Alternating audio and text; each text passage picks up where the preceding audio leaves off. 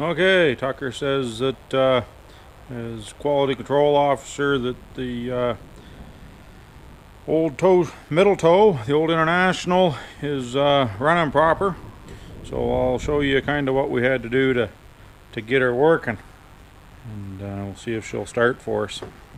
So what we run into is this is the original gasket that went between the main body and the throttle plate of the carburetor.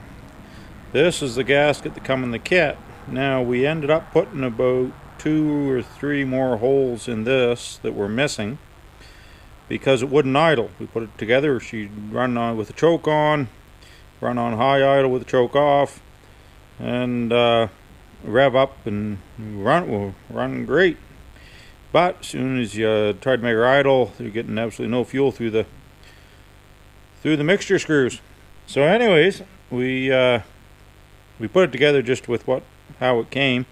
We took it apart, we punched some more holes in it to line up with the original gasket, and thought that would fix it, and it did the same thing. So we checked our gasket. You can see how shrunk it was. That's the one that goes to the between the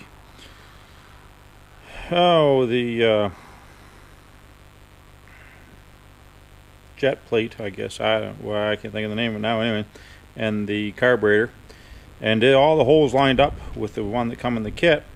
So we started checking a little closer and found out that the holes in this one, these holes here where the throttle plates go, were too big, and they were actually coming out over the passages where your fuel should be going for your idle mixture. Therefore it wasn't drawing fuel through the mixture screws, it was just sucking vacuum.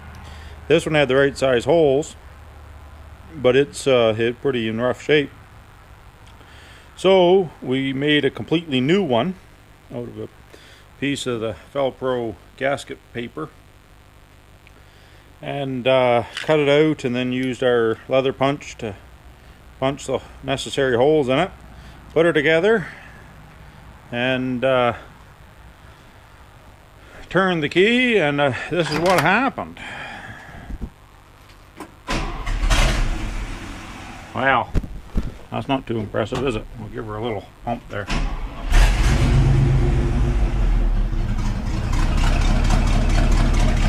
That sounds a lot better than it did before.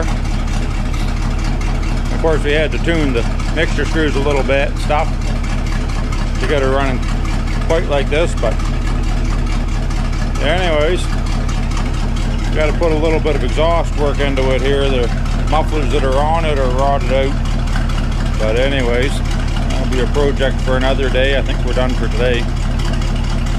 Got a few other things done on it, but anyways, she runs not too bad now.